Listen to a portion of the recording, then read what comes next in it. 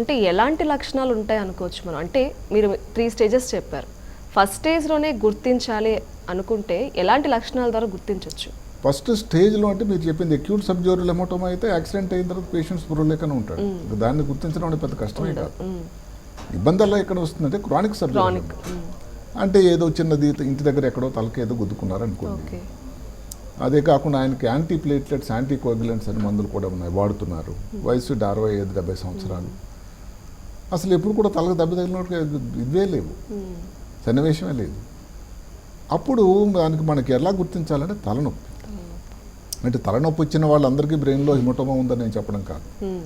ఈ వయసు ఉండి ఈ మందులు ఏదైతే ఇప్పుడు ఎకోస్ప్రిన్ అలాంటివి వాడి తలనొప్పిగాను ఇచ్చినట్టయితే ఏమన్నా సబ్డ్యూరల్ హెమటోమా కాకపోదు కదా అని ఒక ఆలోచనతో పరీక్ష చేయాల్సిన అవసరం అయితే ఉంది. అది అందరికీ వస్తుందని కాదు, దయచేసి మా అభిమానం అది కాదు, అభిమతం. అయితే ఈ ఎస్టీహెచ్ అన్నది ఎంతమందిలో కనిపించవచ్చు డాక్టర్ గారు?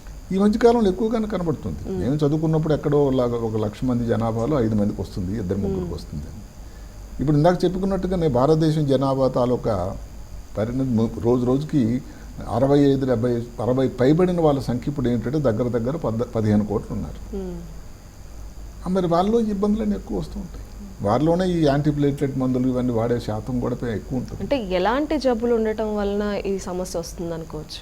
ఇప్పుడు ఎవరికైనా హార్ట్ అటాక్ వచ్చింది అనుకోండి, స్ట్రోకే వచ్చింది అనుకోండి, దానికోసం మీ అందరూ ఇచ్చే మందులు చాలా ముఖ్యమైన మందు ఏమిటంటే అంటే రక్తం పలచగా ఉంచడానికి ఇచ్చేటువంటి మందు.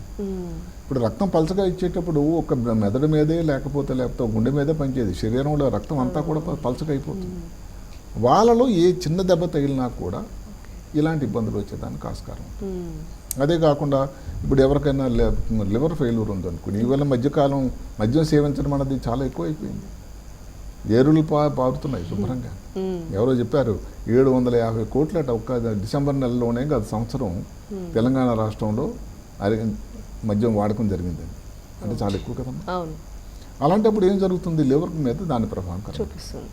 లివర్ మీద కొన్ని ప్రోటీన్లు తయారవుతాయి, అంటే రక్తం గడ్డగట్టడానికి ఉపయోగపడేటువంటి కొన్ని ప్రోటీన్స్.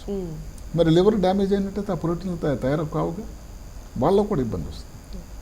అలాగే కొంతమంది కిడ్నీ ఫెయిల్యూర్, రేనల్ ఫెయిల్యూర్ అని ఒకటి, వాళ్ళకి ఏదో డయాలసిస్ అవుతుంది. డయాలసిస్లో రకాలు ఉంటాయి, ఏది విత్ హెపరిన్, వితౌట్ హెపరిన్ అని. ఇట్లా ఉండడం వాళ్ళలో కూడా కొంచెం సబ్డ్యూరల్ హెమటోమా. ఆ మధ్యకాలంలో అలాంటి ఆపరేషన్ కూడా చేశాను నేను. ఇవన్నీ ఈ ఒక కారణం, ఒక లక్షణం కాకుండా ఈ మేలు కలయిక, ఏ కాంబినేషన్ పర్ముటేషన్ కూడా జరగచ్చు.